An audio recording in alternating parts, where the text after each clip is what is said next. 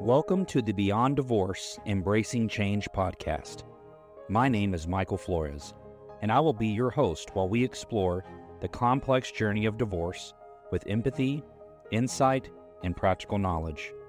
Whether you're contemplating separation, in a divorce, or looking for support post-divorce, our episodes provide expert guidance, stories, and strategies to help you through every step of the process.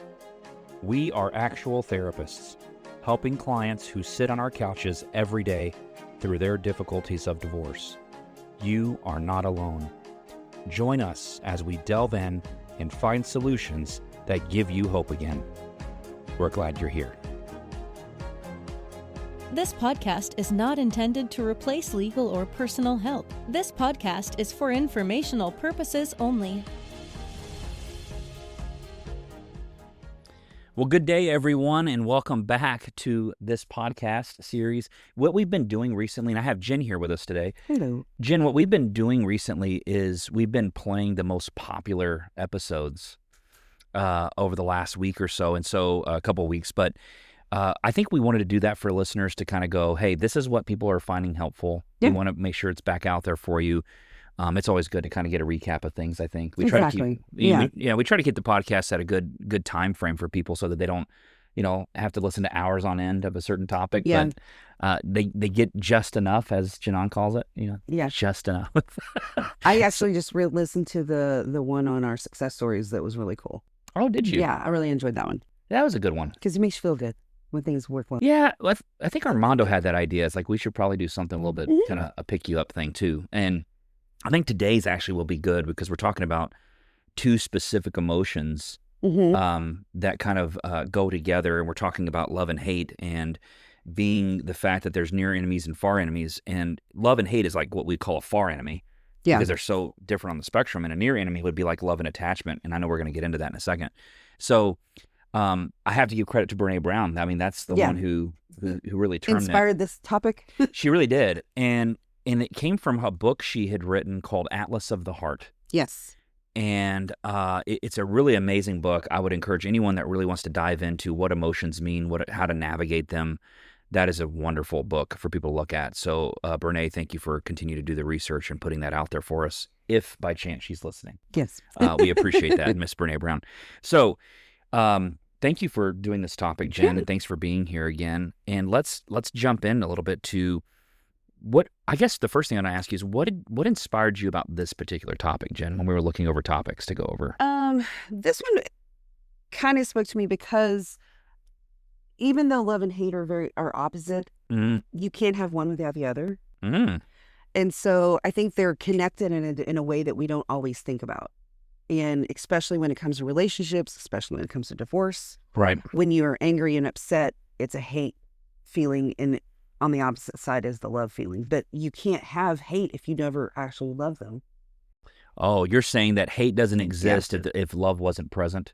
Yeah, there was a quote I found, you can only hate someone you have the capacity to love, because if you're really indifferent, you don't have enough energy to hate them. Who said that? Sri Shemnoy. I can't say his name right. I'm so sorry. He's an Indian philosopher. Well, that's interesting. So you're basically saying, like, if you find yourself having hate towards someone, what you're really... You have the capacity to love them as well. Ooh. Yeah. Well, and I mean, when you're dealing with divorce, that's inherent. You love this person, you married them. Yeah. And now you're divorcing them and you hate them.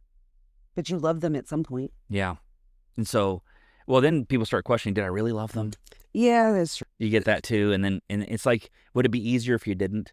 Would it be easier for you to kind of get through this? It would be easier if you were indifferent, but at the same time, are you? That's the point. Exactly. Yeah, and I love that, and I think the thing that's important there too is going, if this philosopher says, if you have the capacity to hate someone, then you actually have the capacity to love them. Yeah. Then don't you bear the burden of having to find a way to love them again? Yes, but maybe in a different way. Yeah, maybe even if it's not romantically. We're talking about maybe you love them as being the mother of your child. Mm-hmm. They're a great mom. Yeah, like She's not a great partner. What they used to call it, like Socratic love. Yeah. Is that what they meant by that? Or is that something else? What was it called? Like the type of love where you have toward like a really close friend. Yeah. Or someone, I care about them, but like I'm not romantically. Exactly. It's platonic. There's a platonic, Plato. Yeah. Which was the student of Socrates. Yeah. So platonic. All this philosophy land. We're Well, going you in a took us philosophy there. world. I know. Well, I mean, and I think that's the thing. Emotions can be very philosophical. And that's why they're hard to decipher. Well, we a lot of us go through life trying to understand what our emotions mean. Yeah. We try to put meaning on what we feel. Yeah. And think about with children. When children respond or act out, we try to say, are you angry? Are you trying to get them to label what it is. that emotion? Yeah. And what's really amazing about emotions, what I've learned, and I think Brené Brown would agree with me on this, but there's only like a core set of emotions, and then there's like all these emotions that are like that feed into them. That they're subconstructs of a major one. Yeah. Right. And so like I use that a lot in my sessions, actually. Do people know that anxiety is not an emotion? I don't think so. Anxiety is not a feeling. It's dread is a feeling. Yes. Well, and it's funny because I actually use that construct of there's 7 major feelings that we go through. But anxiety can be in any of them. Yeah. It just depends on which way is it presenting to you. Sure. And the meaning we put behind them. Absolutely. 100%. I told a kid the other day, I said, did you know that when you're excited and when you're anxious, your body actually has the same response? Exactly. Because they're both anxiety. Yeah. He goes, what do you mean? I was like, well, have you ever been like super excited and you get like sweaty palms and you're kind of jittery, right? And your heart starts racing a little bit because you're super excited. Or you drink a lot of coffee. There you go. But when you're anxious, it does the same thing. Yeah. Your heart's racing, your palms are sweaty. And so then you go, how you label it becomes the response to, right? You could call it angst. You could call it excitement. True. Because I remember when I did theater, we'd be behind stage, the curtains down. Yeah. And we knew there was people, we hear people chattering out there. We're like, oh my gosh, it sounds like a lot of people. We have no clue. And so then the director comes to the back. Yeah. And it's like, it's a full house, guys. And then you had some people go, oh my gosh, I'm so nervous. And I was like, I can't wait till that curtain goes up. And so we're all experiencing the same thing. Yeah. But we're responding to it completely different. So let's jump into this love and hate topic. You had mentioned some words here that go with love. Let's go over that first. Looking at that, well, I was kind of thinking about the definitions of love and hate. Okay. Love is when you have deep affection for a person or a practice. I mean, it can also be what you do for your life, what you do for fun. You can have a deep affection for it. It brings pleasure and enjoyment. Yeah. That's where love is greatest. Yeah. And that could be your kids, your spouse, your animals. It can be anything. It's what you feel because of these things in your life. Yeah. Hate, on the other side, is intense and passionate dislike, which is basically the opposite. So, I mean, if you think about it, you have love, which is a very intense feeling. Love and hate are both very intense. Yeah, they're very intense feelings. And they come across, just like anxiety comes across in different ways, they can come across with the same depth of feeling. The problem is separating which one's which. Okay. And, there was another quote that I found. Everything that irritates us about others can lead to an understanding about ourselves. Huh. The reason I bring this up, and this is by, I think, Carl Jung. Yeah. Because when we think about it, everything that makes you mad, it's making you mad. The other person isn't aggravated at you because they did something you didn't like. Yeah. But it teaches you something about yourself. And the more you can, when you think about love and hate, if you absolutely hate a person, what does that teach you about yourself? What you're, let me use today's terminology to help explain Carl Jung. Yes, because he's old. Carl, I think he was a student of Freud. Mm-hmm. And he's super old. And yeah, they're way back there. But that quote, today's term, what we would use is the word trigger. Yeah. When you find yourself, I hate it too, but I'm going to use it because that's the terminology today. So when people say I was triggered or they triggered me, if they think about this quote, everything that irritates us about others, so anything that triggers you, can lead to an understanding of yourself. Exactly. So the trigger is actually really helpful if you use it to try to go, what is it about this that's causing me to react so intensely about it? Honestly, that's how emotions are. How can I use my emotion to make myself better? That's what emotions were designed for, I think. Exactly. I think of Inside Out, the movie. I love that movie. But it's true. When you think about your emotions from a standpoint of how can I use it to benefit myself? Sure. How can I use it to make myself stronger or different? Instead of trying to avoid them, because we all want to avoid. We know that. But when you try to, and when you're talking about love and hate, trying to understand what is it about this that's making me feel this significant. Yep. Whether it's love or hate. The intense love or the intense hate. Yeah. You know what I did to a couple of parents the other day? I had them in a session, and the parents seemed to be at the hate state right, with one another. And I asked the child, I said, what could you do so that your parents wouldn't love you anymore? It was a teenage kid. Yeah. And they looked at me a little conflicted, like, man, what really, thinking like, what could I really do?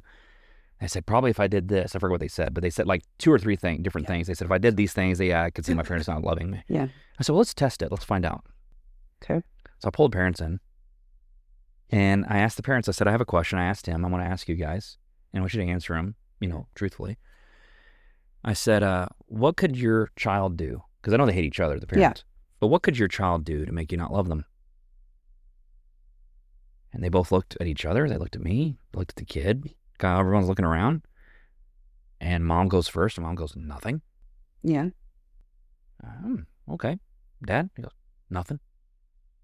This kid, I said, if this kid, and I went like, really like, if he murdered someone. Murdered somebody, yeah. That's usually one of the things. I was like, I'm going to go something like, probably could put him in prison for life or something, Would you not love him?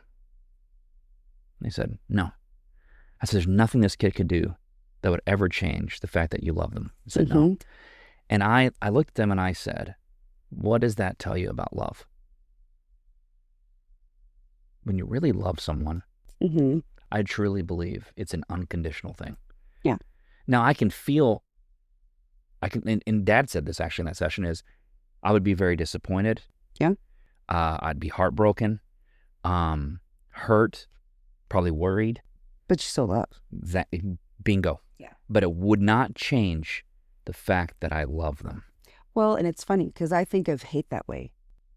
Tell me. You can hate someone and have these intense feelings, but you still care about them.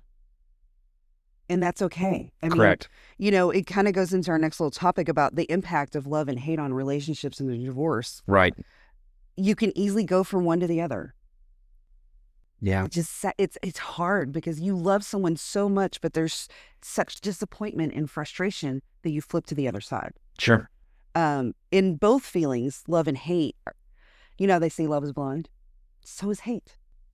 You can't see anything else except that one thing that irritates you or that it's bothering you or that I can't get past this one thing, whether it's love or hate. Yeah. Sometimes you only see the good. You don't see the red flags.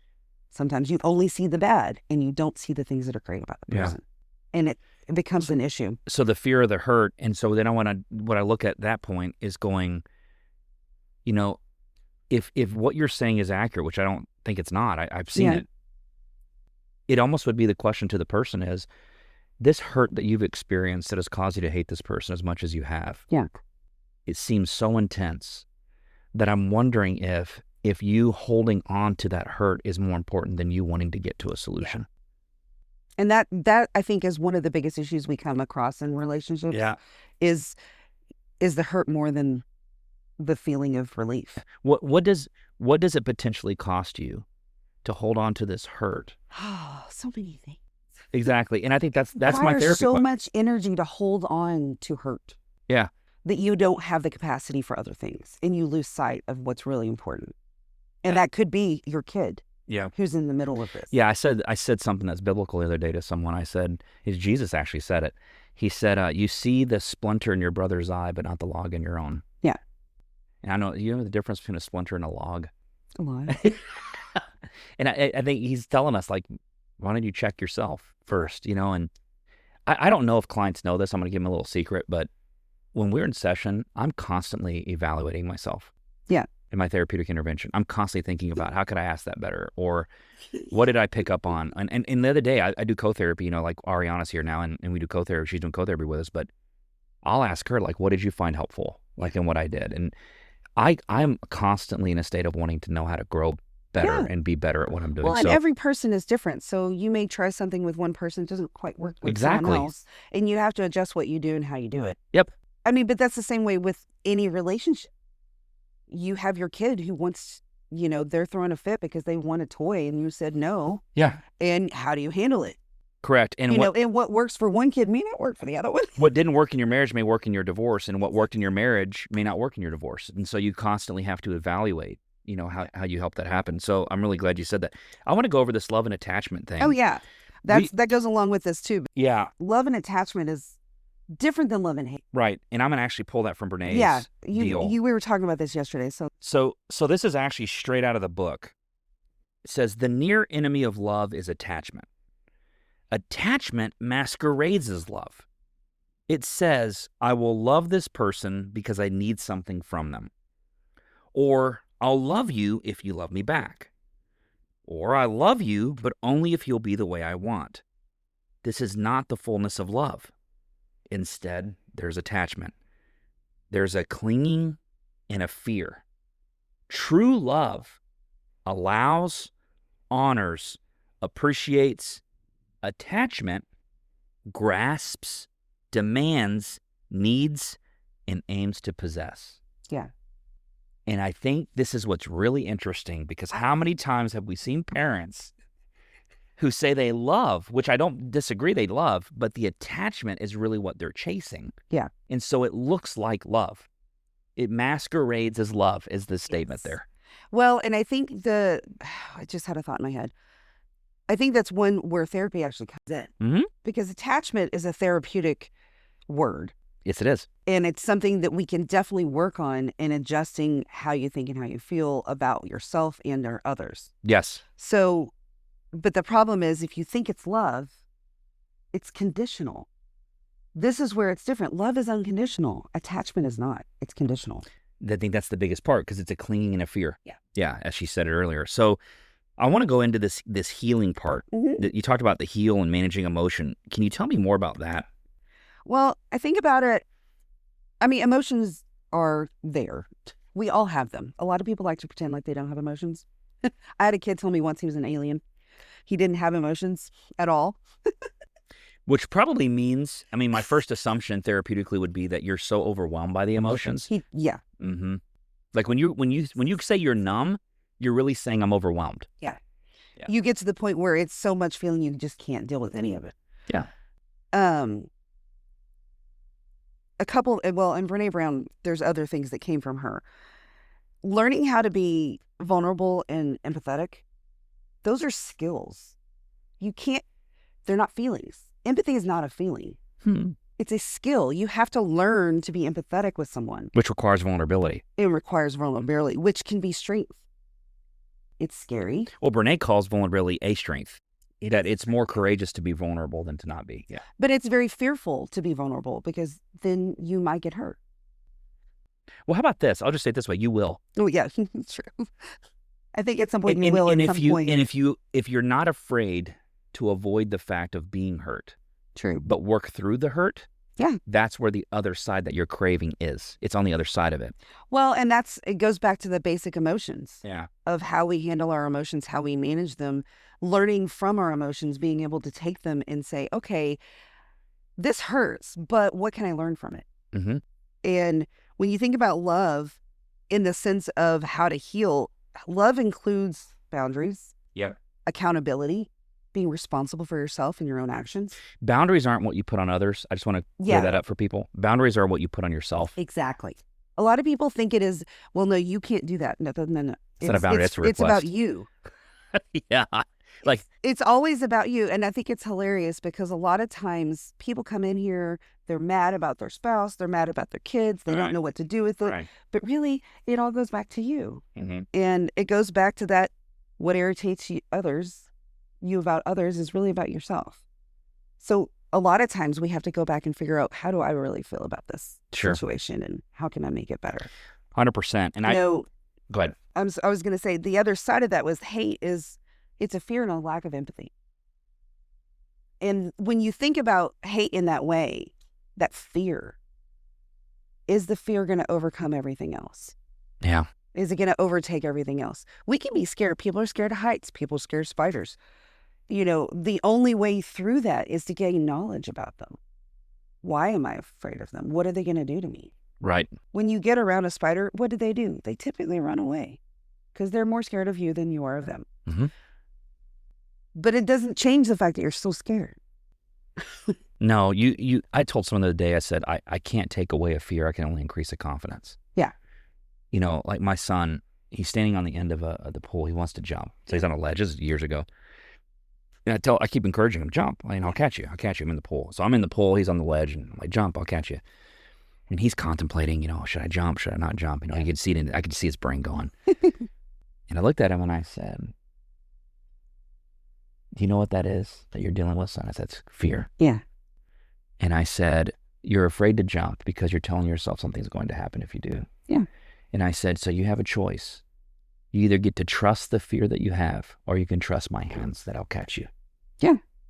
Right? Because I can't take away that fear. I can only try to increase your confidence by telling you I'm right here to catch you. Exactly. Well, he decided to jump. So I guess he trusted my hands more than he trusted his fear.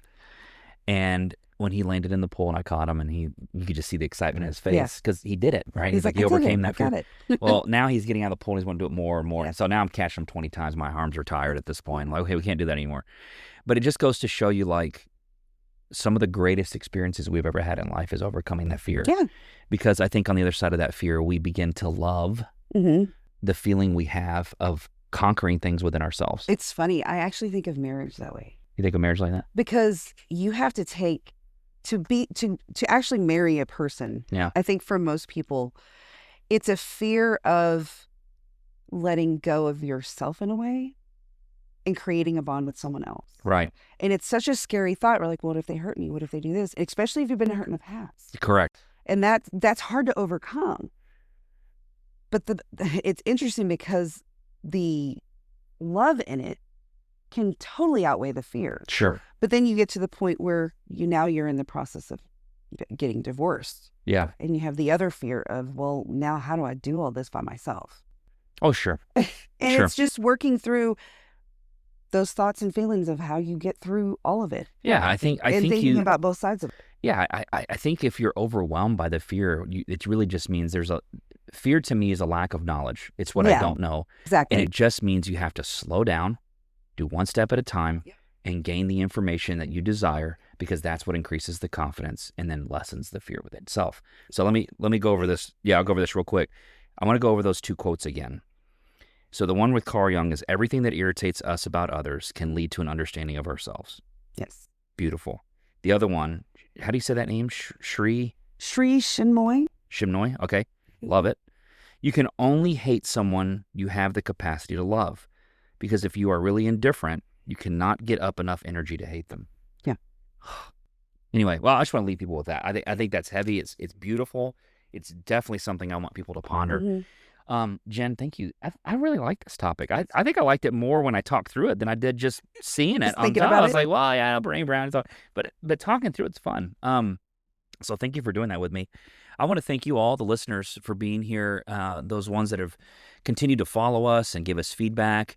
I know I said a while back that we were hoping people will write some more questions in, or comments, or just shoot some things like at to us so answer we can. questions. Well, we like to collaborate, so we're big on that stuff, and so feel free. We'd love to hear from you, and we want to thank you so much for being so active and for following us. We have Instagram, Facebook, and then we have all the platforms on podcast and YouTube. I'm really surprised we've actually had a lot of people watch us on YouTube, which is really cool. I haven't watched us.